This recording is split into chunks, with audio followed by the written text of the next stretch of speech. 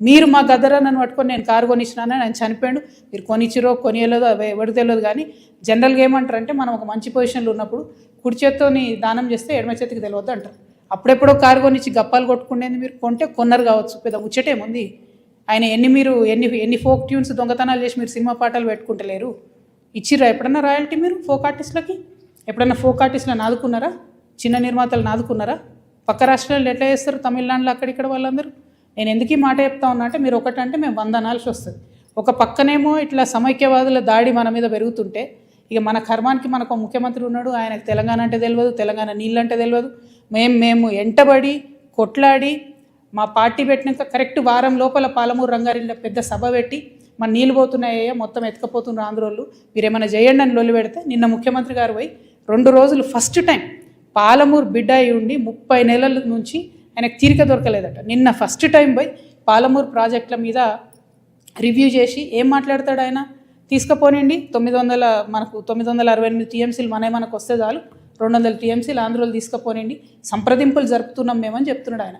రేవంత్ రెడ్డి గారు, మీకు నీటి మీద అవగాహన లేకపోతే అవగాహన ఉన్న వాళ్ళతో మాట్లాడండి. వాళ్ళ ఆంధ్రోలు 200 టీఎంసీలు తీసుకుపోయిన తర్వాత రేపు పొద్దున హైదరాబాద్ నగరానికి పెరుగుతున్నటువంటి భవిష్యత్ అవసరాలకి కృష్ణా నీళ్ళు సరిపోవు, గోదావరే మనకు దిక్కు. నేను రేవంత్ రెడ్డి గారిని డిమాండ్ చేస్తూ ఉన్నా, మీరు కనుక బనకచెర్ల ప్రాజెక్టు కానీ ఇంకో ప్రాజెక్టు కానీ వాళ్ళు 200 టీఎంసీలు తీసుకుపోండి అంటే గోదావరిలో మనకు అడగండి అదనంగా 200 టీఎంసీలు.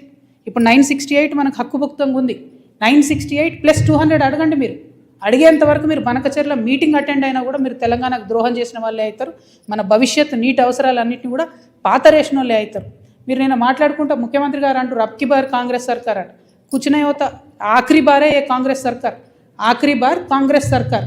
కాంగ్రెస్ పార్టీ ఇంక 20 ఏళ్ళు తెలంగాణలో రాకుండా తెలంగాణ మీద, తెలంగాణ వాదం మీద, తెలంగాణ వనరుల మీద, తెలంగాణ భూముల మీద బందిపోట్లు పడ్డట్టు పట్టుకొని దోసుకొని తింటా ఉన్నారు మీరు, మీ కుటుంబ సభ్యులు, మీ ఎమ్మెల్యేలు. నిజంగా ఘోరం ఏంటంటే ఈ దోపిడీకి అప్పుడు బీఆర్ఎస్ పార్టీలో దారులు ధరిస్తే, కిటికీలు ధరిస్తే ఇప్పుడు వీళ్ళు తలుపులు తెరిచి ఏకంగా దోసుకొని పోతున్నారు. అప్పుడు కేటీఆర్ పాలనే నడిచింది, ఇప్పుడు కేటీఆర్ పాలన నడుస్తుంది. అప్పుడు కేటీఆర్ అంటే ఏంటంటే కేసీఆర్ గారు, తన్నీర్ హరీష్ రావు గారు, రామారావు గారు. ఇప్పుడు కేటీఆర్ అంటే ఏంటంటే కొండలరెడ్డి, తిరుపతి రెడ్డి, రేవంత్ రెడ్డి. ఇప్పుడు సేమ్ పరిపాలన నడుస్తుంది తప్పితే వేరే ఏం మారలేదు. దోపిడీ మారలేదు, పెరిగింది, రాచబాట పట్టింది దోపిడీ. ఈ 1,00,000 కోట్ల కాంగ్రెస్ దోపిడీని ఖచ్చితంగా ఆపుతాం. ఆ 1,00,000 కోట్ల తెలంగాణ భూమిని కాపాడుకొని తీరుతాం. ఎట్లయితే వెలుగుమట్లలో పేద ప్రజల భూములు కాపాడినామో అట్లనే తెలంగాణ వ్యాప్తంగా ఉన్నటువంటి అన్ని జిల్లాల్లో మీ దోపిడీని గమనిస్తున్నాం. ఎవరు గమనిస్తలేరు అనుకోవద్దు. ఖచ్చితంగా మా వనరులను మేము కాపాడుకుంటాం. సీరియల్ లెక్క ఈ 1,00,000 కోట్లు ఎక్కడెక్కడ దోపిడీ చేస్తారో చెప్తా నేను. ఇవాళ ఈ లేక్ను మళ్ళీ ఒకసారి చూపించాలి దయచేసి. 3వది, పవన్ కళ్యాణ్ గారు ఒక 10 ఎకరాలు శిఖం భూమిని ఆయన అప్పుడు తెలంగాణ వచ్చిందన్నటువంటి దుఃఖంలో ఉన్నాడు పాపం. 2014లో 11 రోజులు అన్నం తినలేదు, బాగా బాధపడుకుంటా ఏడ్చుకుంటా తెలంగాణలో ఒక 10 ఎకరాల శిఖం భూమిని ఆయన కొనుక్కున్నాడు. అప్పుడు కొనుక్కున్న తర్వాత ఏమైంది? ఆ కొనుక్కునే కన్నా ముందే చాలా చెరువులకు జనరల్గా ఫైనల్ చేసి మ్యాక్సిమం ఫ్లడ్ లెవెల్ అది డిసైడ్ చేయరు.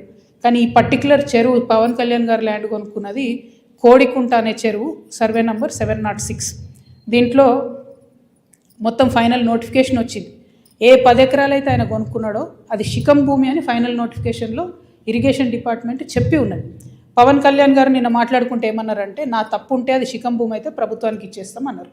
అయితే ఈయన రిజిస్ట్రేషన్ చేసుకునేటప్పుడు ఎన్ని తప్పులు దొరికాయంటే అందులో ఓన్లీ 3 ఎకరాలే శిఖము, మిగతా 7 ఎకరాలు మాగాని అని రాసింది. కానీ అది తప్పు, ఖచ్చితంగా రికార్డ్స్లో ఉంది. నేను ప్రభుత్వాన్ని డిమాండ్ చేస్తూ ఉన్నాను. ఇరిగేషన్ రికార్డులో 10 ఏకర్స్ శిఖం భూమి అని ఉన్నది. ఆ కాయిదాలు మా దగ్గర ఉన్నాయి. కానీ ప్రభుత్వం దగ్గర ఆల్రెడీ డేటా ఉంటుంది కాబట్టి మీరు చర్యలు తీసుకోవాలని డిమాండ్ చేస్తున్నాను. పవన్ కళ్యాణ్ గారు నేను అడిగేది ఏంటంటే, మీరు వాపస్ ఇస్తా అన్నారు కదా, వాపస్ ఇచ్చేసేయండి. మామూలు రైతుల దగ్గర తీసుకున్నప్పుడు కాంపెన్సేషన్ ఎట్లా ఇస్తారో గవర్నమెంట్ మీకు కూడా టీడీఆరో పైసలు ఇస్తారు. అర్జెంటుగా వాపస్ ఇచ్చేసేయండి. మీరు కంచె వేసిండ్రు, ముందు ఆ కంచె తొలగించండి. శిఖం భూమిలో కూడా కంచె వేయడానికి ఉండదు. మీరు మట్టేసిండ్రు, ఆడ గోవులకు వాటికి వీటికి గ్రాసం వేస్తున్నా అని చెప్పారు. మట్టేసిండ్రు, ఆ మట్టి మొత్తం చెరువులే వేసిరు కాబట్టి అది కూడా తొలగించాలి. తక్షణమే మీరు వాపస్ ఇవ్వాలని చెప్పి నేను పవన్ కళ్యాణ్ గారిని డిమాండ్ చేస్తున్నాను. At the same time Pawan Kalyan గారు ఏమంటాడు? అనేకమైన మాటలు అన్నాడు. తెలంగాణ వాదులు ప్రాంతీయవాదం అంటే ఉగ్రవాదం అన్నాడు. అనుకుంటా నేను గద్దరన్నకు కారు కొనిచ్చిన అన్నాడు. అంటే మీరు మా కళాకారులను ఎందుకు అవమానపరుస్తారు? ఒక పక్కనేమో ప్రొఫెసర్ నాగేశ్వర్ మాట్లాడితే ఆయన మీదకి వస్తారు, మేధావుల మీదకి. ఇంకో పక్క కళాకారులు. అసలు మీరు కూడా కళాకారుడే కదా, మీరు సినిమా యాక్టరే కదా. మీరు సినిమా యాక్టర్గా మీకు ఎట్లా వస్తుంది జీవనాధారం? ఏ సినిమాకైనా హయ్యెస్ట్ ఇన్కమ్ నైజాం నుంచే వస్తుంది. అంటే మా తెలంగాణ బిడ్డలు చూసే టికెట్లతోనే మీ సినిమాలు నడుస్తాయి. హయ్యెస్ట్ ఇన్కమ్ నైజామే, హయ్యెస్ట్ కలెక్షన్స్. అంటే మీరు కొనుక్కున్న ప్రతి కారులో మా తెలంగాణ బిడ్డలు కొన్న టికెట్ పైసలు ఉన్నాయి. మీరు కొనుక్కున్న ప్రతి భూమిలో మా తెలంగాణ బిడ్డలు కొన్న టికెట్ పైసలు ఉన్నాయి. మీరు మా గద్దరాన్ని పట్టుకొని నేను కారు కొనిచ్చినానని ఆయన చనిపోయాడు. మీరు కొనిచ్చిరో కొనియలేదో ఎవరికి తెలియదు. కానీ జనరల్గా ఏమంటారంటే మనం ఒక మంచి పొజిషన్లో ఉన్నప్పుడు కుడి చేత్తోని దానం చేస్తే ఎడమ చేతికి తెలియదు అంటారు. అప్పుడెప్పుడో కారు కొనిచ్చి గప్పాలు కొట్టుకునేది మీరు కొంటే కొన్నారు కావచ్చు, పెద్ద ముచ్చటేముంది. ఆయన ఎన్ని ఫోక్ ట్యూన్స్ దొంగతనాలు చేసి మీరు సినిమా పాటలు పెట్టుకుంటలేరు. ఇచ్చిర్రా ఎప్పుడన్నా రాయల్టీ మీరు ఫోక్ ఆర్టిస్టులకి? ఎప్పుడన్నా ఫోక్ ఆర్టిస్టులను ఆదుకున్నారా? చిన్న నిర్మాతలను ఆదుకున్నారా? పక్క రాష్ట్రాల్లో ఎట్లా చేస్తారు? తమిళనాడులో అక్కడిక్కడ వాళ్ళందరూ. నేను ఎందుకు ఈ మాట చెప్తా ఉన్నా అంటే, మీరు ఒకటంటే మేము 100 అనాల్సి వస్తుంది. ఒక పక్కనేమో ఇట్లా సమైక్యవాదుల దాడి మన మీద పెరుగుతుంటే, ఇక మన కర్మానికి మనకు ముఖ్యమంత్రి ఉన్నాడు, ఆయనకు తెలంగాణ అంటే తెలియదు, తెలంగాణ నీళ్ళంటే తెలియదు. మేము ఎంటబడి కొట్లాడి మా పార్టీ పెట్టినాక కరెక్ట్ వారం లోపల పాలమూరు రంగారెడ్డిలో పెద్ద సభ పెట్టి మన నీళ్ళు పోతున్నాయో మొత్తం ఎత్తుకపోతున్నారు ఆంధ్రోళ్ళు, మీరు ఏమైనా చేయండి అని లొల్లి పెడితే నిన్న ముఖ్యమంత్రి గారు పోయి 2 రోజులు ఫస్ట్ టైం పాలమూరు బిడ్డ అయి ఉండి 30 నెలల నుంచి ఆయనకు తీరిక దొరకలేదట. నిన్న ఫస్ట్ టైం పోయి పాలమూరు ప్రాజెక్టుల మీద రివ్యూ చేసి ఏం మాట్లాడతాడు ఆయన? తీసుకుపోనండి 968 టీఎంసీలు మనకు వస్తే చాలు, 200 టీఎంసీలు ఆంధ్రోళ్ళు తీసుకుపోనండి, సంప్రదింపులు జరుపుతున్నాం మేమని చెప్తున్నాడు ఆయన.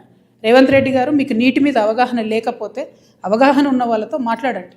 వాళ్ళ ఆంధ్రోళ్ళు 200 టీఎంసీలు తీసుకుపోయిన తర్వాత రేపు పొద్దున హైదరాబాద్ నగరానికి పెరుగుతున్నటువంటి భవిష్యత్ అవసరాలకి కృష్ణా నీళ్ళు సరిపోవు, గోదావరే మనకు దిక్కు. నేను రేవంత్ రెడ్డి గారిని డిమాండ్ చేస్తూ ఉన్నా, మీరు కనుక బనకచెర్ల ప్రాజెక్టు కానీ ఇంకో ప్రాజెక్టు కానీ వాళ్ళు 200 టీఎంసీలు తీసుకుపోండి అంటే గోదావరిలో మనకు అడగండి అదనంగా 200 టీఎంసీలు. ఇప్పుడు 968 మనకు హక్కుభుక్తంగా ఉంది.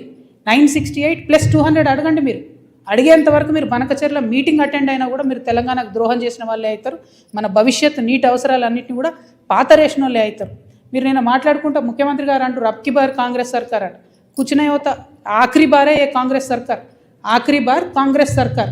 కాంగ్రెస్ పార్టీ ఇంక 20 ఏళ్ళు తెలంగాణలో రాకుండా తెలంగాణ మీద, తెలంగాణ వాదం మీద, తెలంగాణ వనరుల మీద, తెలంగాణ భూముల మీద బందిపోట్లు పడ్డట్టు పట్టుకొని దోసుకొని తింటా ఉన్నారు మీరు, మీ కుటుంబ సభ్యులు, మీ ఎమ్మెల్యేలు.